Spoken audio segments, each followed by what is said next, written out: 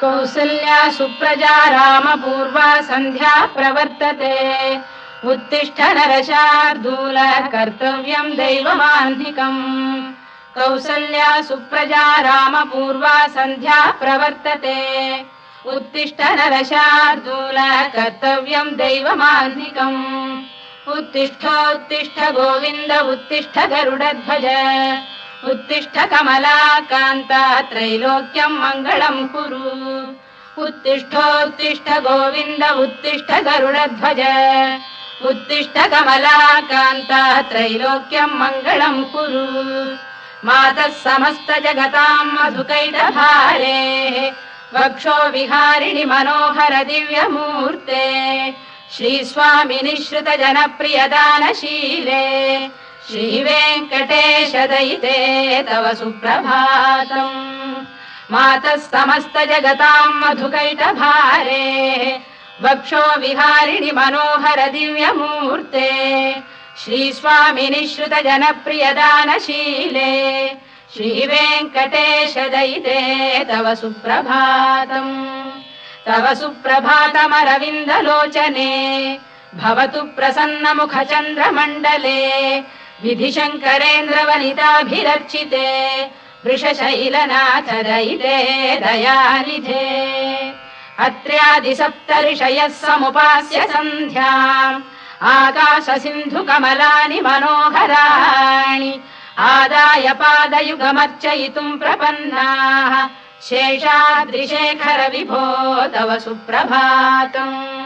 पञ्चाननाब्ज भव षण्मुखवासवाद्याः त्रैविक्रमादिचरितम् विबुधास्तुवन्ति भाषापतिः पठति वासरशुद्धिमारात् शेषाद्रिशेखर विभो तव सुप्रभातम् ईषत्प्रफुल्ल सरसीरुहनारिकेलपूगद्रुमादिसुमनोहर पालिकानाम् आवाति मन्दमनिलः सह दिव्यगन्धैः शेषाद्रिशेखर विभो तव सुप्रभातम् उन्मील्य नेत्रयुगमुत्तम पञ्जरस्थाः पात्रावशिष्ट कदलीफलपायसानि भुक्त्वा सलीलमथकेलिशुकाः पठन्ति शेषाद्रिशेखर विभो तव सुप्रभातम् तन्त्री प्रकर्ष मधुरस्वनया विपञ्च गायत्यनन्दचरितम् तव नारदोऽपि भाषा समग्रमसत्करचार रम्यम् शेषाद्रिशेखर विभो तव सुप्रभातम् भृङ्गावळी च मकरन्दरसानुविद्ध झङ्कारगीत निनदैः सह सेवनाय गिर्यात्युपान्त सरसी कमलोदरेभ्यः शेषाद्रिशेखर विभो तव सुप्रभातम् योषा गणेन वरदध्नि विमथ्यमाने घोषालयेषु दधिमन्थन तीव्र घोषाः रोषात् कलिम् विदधते ककुभश्च कुम्भाः शेषाद्रिशेखर विभो तव सुप्रभातम् पद्मेश मित्र शतपत्र गतालिवर्गाः हर्तुम् श्रियम् कुवलयस्य निजाङ्गलक्ष्म्या भेरी निनादमिव बिभ्रति तीव्रनादम् शेषाद्रिशेखर विभो तव सुप्रभातम् श्रीमन्नभीष्टवरदाखिल लोकबन्धो श्री श्रीनिवास जगदेक दयैक सिन्धो श्रीदेवतागृह भुजान्तल दिव्यमूर्ते श्रीवेङ्कटाचलपते तव सुप्रभातम् श्रीमन्नभीष्टवरदाखिल लोकबन्धो श्री श्रीनिवास जगदेक दयैक सिन्धो श्रीदेवतागृह भुजान्तर दिव्यमूर्ते श्रीवेङ्कटाचलपते तव सुप्रभातम् श्रीस्वामि पुष्करिणिकाप्लव निर्मलाङ्गाः श्रेयोर्थिनो हर विरिञ्च सनन्दनाद्याः द्वारे वसन्ति वरवेत्र हतोत्तमाङ्गाः श्रीवेङ्कटाचलपते तव सुप्रभातम् श्रीशेषशैल गरुडाचल वेङ्कटाद्रिनारायणाद्रिवृषभाद्रिवृषाद्रिमुख्याम् आख्याम् त्वदीय वसतेरनिशम् वदन्ति श्रीवेङ्कटाचलपते तव सुप्रभातम् सेवा परा शिव सुरेश कृशानुधर्म रक्षोऽम्बुनाथ पवमान धनाधिनाथाः बद्धाञ्जलि प्रविलसन् निज शीर्षदेशाः श्रीवेङ्कटाचलपते तव सुप्रभातम् घाटीषु देवि खगराज मृगाधिराज नागाधिराज गजराज हयाधिराजाः स्वस्वाधिकारमहिमाधिकमर्थयन्ते श्रीवेङ्कटाचलपते तव सुप्रभातम् सूर्येन्दुभौम बुधवाक्परिकाव्यसौरि स्वर्भानुकेतु दिविषत्परिषत्प्रधानाः त्वद्दासदासचरमावधिदासदासाः श्रीवेङ्कटाचलपते तव सुप्रभातम् त्वत्पादधूलिभरितस्फुरितोत्तमाङ्गाः स्वर्गापवर्गनिरपेक्ष निजान्तरङ्गाः कल्पागमाकलनयाकुलतां लभन्ते श्रीवेङ्कटाचलपते तव सुप्रभातम् त्वद्गोपुराग्रशिखराणि निरीक्षमाणाः स्वर्गापवर्गपदवीम् परमां श्रयन्तः मर्त्या मनुष्य भुवने मतिमाश्रयन्ते श्रीवेङ्कटाचलपते तव सुप्रभातम् श्रीभूमिनायक दयादिगुणामृताब्धे देवादिदेव जगदेक शरण्यमूर्ते श्रीमन्ननन्त गरुडादिभिरर्चिताघ्रे श्रीवेङ्कटाचलपते तव सुप्रभातम् श्रीपद्मनाभ पुरुषोत्तम वासुदेव वैकुण्ठ माधव जनार्दन चक्रपाणे श्रीवत्स चिह्न शरणागत पारिजात श्रीवेङ्कटाचलपते तव सुप्रभातम् कन्दर्पदर्पहर सुन्दर दिव्यमूर्ते कान्ताकुजाम्बुरुह कुड्मललोल दृष्टे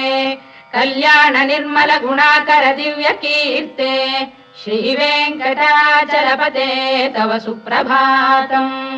मीनाकृते कमठकोल नृसिंहवर्णिन् स्वामीन् परश्वत तपोधन रामचन्द्र शेषांश रामयदुनन्दन कल्किरूप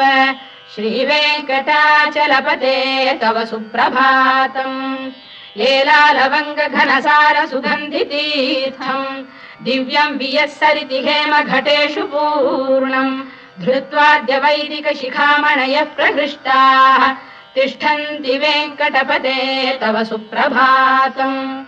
भास्वानुदेति विगचानि सरोरुहाणि सम्पूरयन्ति निनदैः कगुभो विहङ्गाः श्रीवैष्णवाः सततमर्थितमङ्गलास्ते धामाश्रयन्ति तव वेङ्कट सुप्रभातम् ब्रह्मादयः सुरवराः समहर्षयस्ते सन्तः सनन्दन मुखास्तव योगिवर्याः धामान्तिके तव हि मङ्गलवस्तु हस्ताः श्रीवेङ्कटाचलपते तव सुप्रभातम् लक्ष्मीनिवास निरवद्य गुणैक सिन्धो संसार सागर समुत्तरणैकसेतो वेदान्त वेद्य निज वैभव भक्त भोग्य श्रीवेङ्कटाचलपते तव सुप्रभातम् लक्ष्मीनिवास निरवद्य गुणैक सिन्धो संसार सागर समुत्तरणैकसेतो वेदान्त वेद्य निज वैभव भक्त भोग्य श्रीवेङ्कटाचलपते तव सुप्रभातम् इत्थम् वृषाचलपतेरिह सुप्रभातम् ये मानवाः प्रतिदिनम् पठितुम् प्रवृत्ताः तेषाम् प्रभात समये स्मृतिरङ्गभाजाम् प्रज्ञाम् परार्थ सुलभाम् परमाम् प्रसूते इत्थम् वृषाचलपतेरिह सुप्रभातम् ये मानवाः प्रतिदिनम् पठितुम् प्रवृत्ताः तेषाम् प्रभात समये स्मृतिरङ्गभाजाम् प्रज्ञाम् परार्थ सुलभाम् परमाम् प्रसूते कमलाकुच चूचुक कुङ्कुमतो नियतारुणितातुल नीलतनो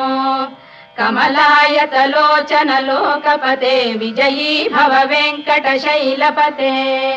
कमलाकुच चूचुक कुङ्कुमतो नियतारुणितातुल नीलतनो कमलायतलोचन लोकपते विजयी भव वेङ्कटशैलपते सचतुर्मुख षण्मुख पञ्चमुख प्रमुखाखिल दैवत मौलिमणे शरणागतवत्सलसारनिधे परिपालय मां वृषशैलपते अतिवेलतया तव दुर्विषहैरनुवेलकृतैरपराधशतैः भरितं त्वरितं वृषशैलपते परया कृपया परिपाहि हरे अधिवेङ्कटशैलमुदारमतेर्जनदाभिमताधिकदानरतात् परदेवतया गदितान्निगमै कमलादयितान्न परं कलये कलवेणुरवावशगोपवधू शतकोटिवृता स्मरकोटिसमात् प्रतिवल्लविकाभिमतात् सुखदात् वसुदेवसुतान्न परं कलये अभिराम गुणाकरदाशरथे जगदेकधनुर्धर धीरमते रघुनायक राम रमेश विभो वरदो भवदेव दया जलधे अवनीतनया कमनीय करं रजनीकर चारु मुखाम्बुरुहम् रजनीचर राजतमो मिहिरं महनीयमहं रघुराममये सुमुखं सुहृदं सुलभं सुखदं स्वनुजं च सुखायममोघशरम् अपहाय रघुद्वहमन्यमहं न कथञ्चन कञ्चन जातु भजे विना वेङ्कटेशं ननाथो ननाथ सदा वेङ्कटेशं स्मरामि स्मरामि हरे वेङ्कटेश प्रसीद प्रसीद प्रियं वेङ्कटेश प्रयच्छ प्रयच्छ विना वेङ्कटेशं ननाथो ननाथः सदा वेङ्कटेशं स्मरामि स्मरामि हरे वेङ्कटेश प्रसीद प्रसीद प्रियं वेङ्कटेश प्रयच्छ प्रयच्छ अहं दूरतस्ते पदाम्भोजयुग्म प्रणामेच्छयागत्य सेवां करोमि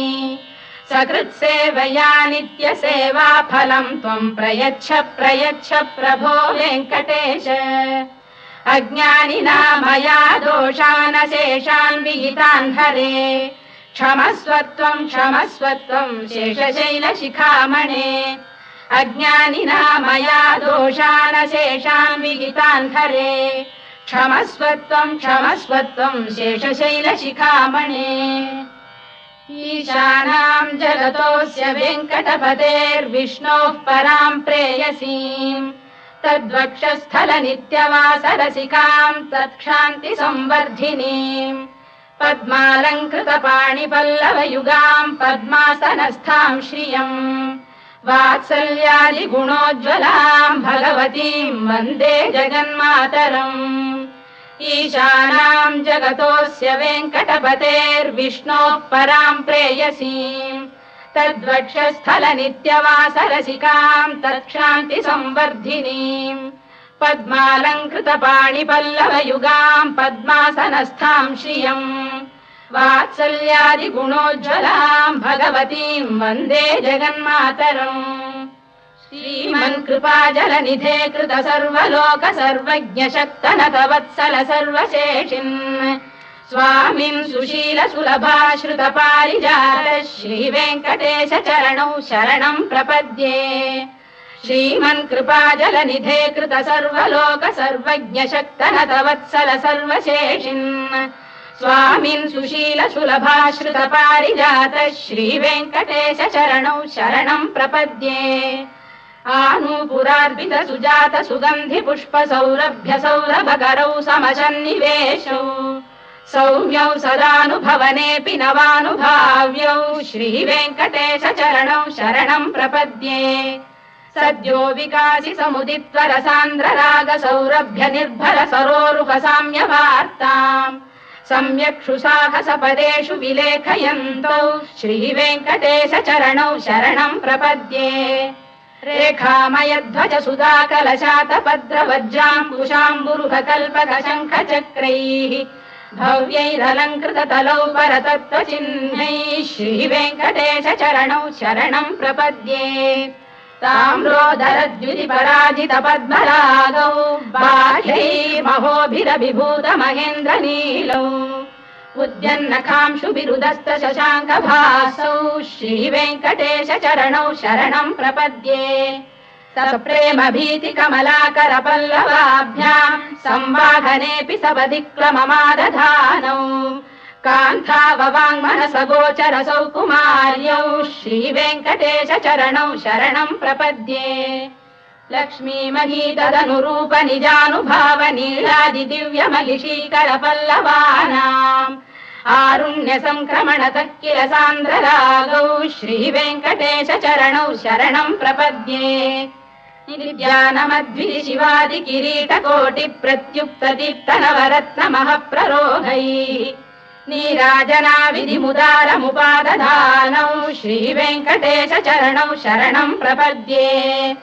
विष्णौ पदे परम इत्युदित प्रशंसौ यौ मध्व उत्स इति भोग्यतयाप्युपातौ भूयस्ततेति तव पाणितल प्रतिष्ठौ श्रीवेङ्कटेश चरणौ शरणम् प्रपद्ये पार्थाय तत्सदृश सारथिना त्वयैव यौ दर्शितौ स्वचरणौ शरणम् व्रजेति